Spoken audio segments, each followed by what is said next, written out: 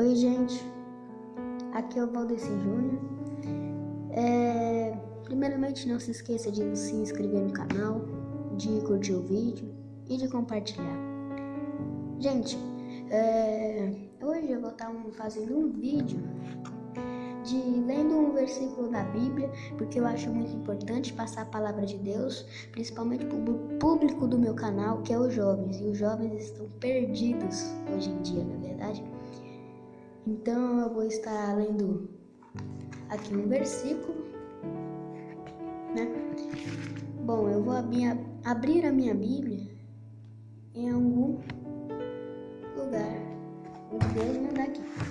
E saiu em Mateus, capítulo 21, versículo 28. Se você tiver uma Bíblia de papel, vai na sua Bíblia e me acompanhe. Mateus 21, 28. Se você não tiver, você pode ir aí no seu celular, baixa um aplicativo, procura no Google, mas para eu me provar que eu estou falando o que está escrito, certo? Bom, diz assim, a parábola dos dois filhos. A parábola termina no capítulo 32, então eu vou ler do 28 ao 32. E diz assim: Mas que vos parece? Um homem tinha 2 filhos, e dirigindo-se ao primeiro disse: Filho, vai trabalhar hoje na minha vinha. Ele, porém, respondendo, disse: Não quero. Mas depois ele se arrependeu e foi. E dirigindo-se ao segundo, falou-lhe de igual modo. E respondendo ele, disse: Eu vou, Senhor. E não foi.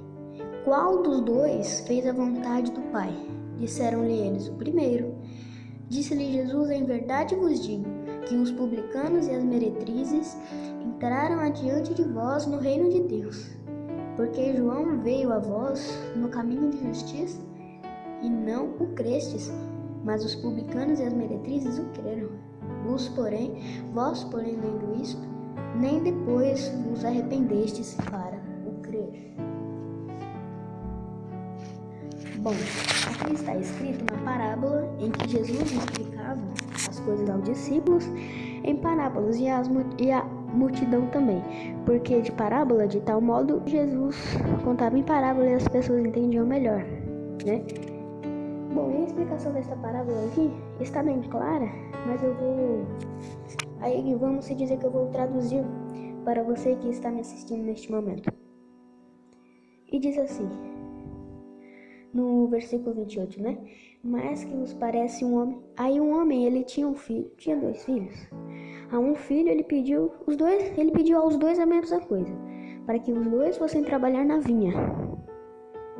Ele falou: Meu filho, vai trabalhar na vinha hoje? Ou seja, o pai mandou o filho fazer uma coisa. E ele respondeu que não ia. Ele se recusou a ir. Mas ele se arrependeu e depois foi. Aí o pai perguntou a mesma coisa para o outro filho. Falou: Filho, você pode trabalhar lá na vinha hoje? E ele falou: Eu vou. Mas ele não foi. Aí qual que é o pior? Jesus perguntou para os discípulos. O pior é o segundo. O primeiro que fez não fez o certo.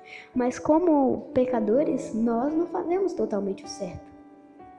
Não é verdade? O filho, como pecador, disse que não iria fazer, mas ele fez. Então, como os publicanos e meretrizes, ou seja, o pior dos pecadores, eles herdaram o reino dos céus, porque Jesus fala que odeia o pecado, mas ama o pecador. Então, por isso, é que nós devemos focar nesta palavra aqui. Mas essa palavra também fala, por exemplo, 2 pessoas. Uma pessoa que é conhecedora da palavra de Deus, ela é conhecedora, ela vai para a igreja, ela ouve louvor, mas mesmo assim está no mundo. Ou aquela pessoa que está no mundo, que está fumando, que está bebendo, mas não quer nada com Deus. Qual é a pior? Eu acho que a pior é aquela que é conhecedora da palavra e mesmo assim está no mundo, não é verdade? Porque aquela pessoa que não conhece Jesus, ela não tem noção do que ela está perdendo, ela não sabe, ela não conhece Jesus. Mas aquele louvor fala: Eu quero conhecer Jesus. Então nós temos que querer conhecer Jesus, não é simplesmente só procurar Deus quando as coisas estão difíceis. Nós temos que procurar Deus quando as coisas estiverem boas ou ruins, né? Davi fala nos Salmos que me alegrei quando me disseram, vamos à casa do Senhor, né? A casa do Senhor é a casa do Senhor, sabe? Você pode chegar lá e você pode se sentir em casa, porque ali é a casa do teu Pai, certo? Então, se Deus te mandar fazer algo, faça, certo? Ele pode te mandar mensagem em sonho, pode te dar visão, mas para isso você tem que procurar. Ele pode te usar, Deus pode usar qualquer coisa. Se Deus quiser usar uma folha de uma árvore, ele usa, porque ele é Deus, ele faz o sobrenatural, certo? Se ele quiser usar um animal, se ele quiser usar você para falar com alguém, você tem que obedecer. Deus tem um controle sobre nós, mas ele fala que na Bíblia fala que Deus nos deu o livre-arbítrio. Então Deus dá a opção de fazer o que ele manda ou não fazer o que ele manda, né? Mas se você não fizer, você vai pagar o preço. Se você falar que vai fazer e não faz, é pior ainda. Se você falar que não vai fazer, mas faz, mas você tem que se arrepender, né, de coração. Então pense nisso. Todos nós vamos pecar, todos os dias pecamos e nunca vamos parar de pecar. Nós somos pecadores oficiais, né? Então, gente, vocês têm que focar nisso, sabe? Nós somos pecadores. Dá pra gente evitar o pecado? Dá. Mas não dá de evitar pela vida toda, né? A gente, né, que segue a Deus, nós somos cristãos, certo? A gente vive o que Jesus disse, fez e agiu, né? Então, cristão, o que significa cristão? Nós somos imitadores de Cristo, nós temos que imitar tudo aquilo que Cristo fez. Claro que se assim a gente tiver fé. Se a gente tiver fé, você pode andar como Pedro fez. Pedro teve fé até um certo ponto, mas teve uma hora que ele não olhou só para Jesus. Ele olhou para o lado e olhou para o mar e olhou para a tempestade que vinha vindo. E aí ele se afogou. Então, nós não podemos olhar para o lado nem para o outro e piorou para trás. A gente tem que olhar simplesmente para Jesus. E pense, tem um versículo em Mateus que fala. Então, gente, existe um versículo em Mateus, eu não me recordo o capítulo e o versículo, mas está escrito. Você pode procurar aí no livro de Mateus se você quiser. Está escrito assim, que eu acho que é na parábola do joio e do trigo, né? Porque se você matar uma pessoa, isso é um pecado muito grande, né? Está aí vindo os 10 mandamentos, não é verdade? Não matar, não furtar, não desejar a coisa do próximo. Tá matando uma pessoa, tá ali descumprindo uma lei de Deus, né? Não tá obedecendo, tá desobedecendo uma lei de Deus. Mas para muitas pessoas, matar é um pecado muito forte. Mas você sabia que blasfemar para outra pessoa, como por exemplo chamar o seu próximo de louco ou louca, é o mesmo pecado do que você matar uma pessoa? É a mesma coisa. Aí Jesus fala que se você xingou uma pessoa, você tem que correr e pedir perdão para ela, porque senão você não vai ser tomado como inocente, entende? Então, Jesus quer dizer o quê? Não existe pecadinho e pecadão, entendeu? Você matar uma pessoa, xingar ela é a mesma coisa, sabe? Você ter o pensamento de matar ela é a mesma coisa. Você trair ou pensar em trair é a mesma coisa, né? Até tem um vídeo aí no YouTube que fala que o maior pecado que o ser humano comete é na área sexual, ou seja, a pessoa é casada, ela nunca traiu, o cara é casado, nunca traiu a esposa, mas mesmo assim, só de pensar, é como se ele estivesse traído, entendeu? Então, toma muito cuidado. Não dá pra fugir do pecado, mas dá pra evitar às vezes, né? Pra evitar muita coisa. E fique com esta palavra do coração, sabe? Não fique em cima do muro, porque é pior aquele que já tá no inferno do que você que tá em cima do muro, sabe? De um lado, tem Jesus com a mão aberta para te resgatar para o reino dos céus e você viver na vida eterna. Mas do outro lado, tem um ardente fogo do inferno. Ali haverá pranto, ranger de dentes. Ali haverá tristeza e pranto para toda a eternidade. Mas no céu haverá alegria e coisas novas para toda a eternidade. Aonde você quer ficar? Então você precisa decidir aonde você quer ir. né? Porque de um lado tem Jesus abrindo a mão para você vir, mas do outro lado o inimigo só está olhando para você e você está olhando para ele, né? E tem uma peça que é assim que Jesus está andando e conversando com a pessoa e a pessoa ouvindo tudo que Jesus está falando. Mas aí chegou a hora da prova, porque Deus manda a prova para te aprovar. Na escola não é assim? Você precisa passar pela prova para passar de ano, porque senão você não passa. Se você não fizer a prova, né, você vai marcar como falta e aí como se você não existisse e vai ser reprovado. Mas é como na escola, né? Aqui na vida é uma escola, né? Jesus dá a prova. Aí que é tão difícil? Não é difícil, é a gente que complica, né? Na Bíblia está escrito: se você crê na ressurreição de Jesus e é batizado, você será salvo. Seguir Jesus, fazer o que Ele te manda, né? Se arrepender dos teus pecados, sempre orar na alegria ou na tristeza, né?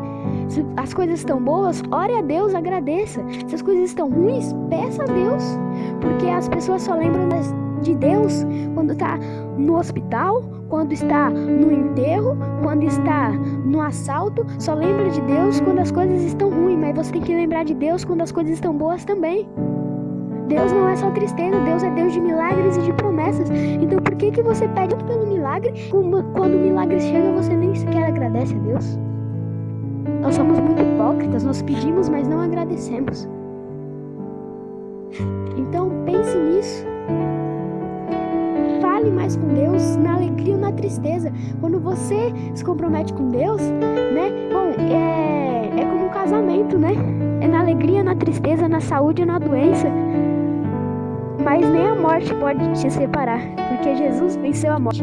Venceu a morte por aquela menina, a filha de Jairo, que estava com 12 anos já morta no seu leito. Jesus falou: levanta, e ela levantou. Como Lázaro, que morreu, ficou 4 dias enterrado, mas Jesus abriu a cova e saiu, né? E Jesus próprio ficou 3 dias morto e ressuscitou. Morreu pelos nossos pecados. Então, a morte é um cisco para Deus.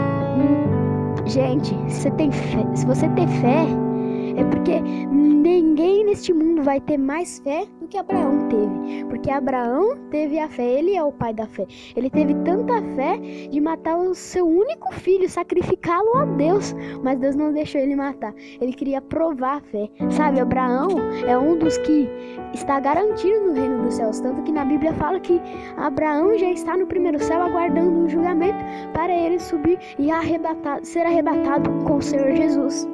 Ele está descansando em paz, e todo aquele que morrer e Deus já saber que você está escrito no livro da vida, você já estará descansando no primeiro céu. Mas lembre-se, aquele que Deus já sabe que não será salvo, já sabe que não se arrependerá dos seus pecados, ele vai ficar no grande abismo. O que é um abismo? É um lugar onde você não vê nada, você não vai conseguir descansar, sabe? É um lugar preto. Então você não pode. Você tem que ver Deus como justiça. Deus é o dono da vingança. Se alguém fez mal pra você, não se vingue, porque entregue nas tuas mãos, entregue nas mãos de Deus. Não deixe nada nas suas mãos, deixe nas mãos de Deus, porque Ele trabalha, Ele é o dono da vingança e Ele é o justo do justo. Ele é o santo dos santos. E gente, não pense que quando você aceitar Jesus como seu único salvador, a sua vida vai para melhor. Claro que vai.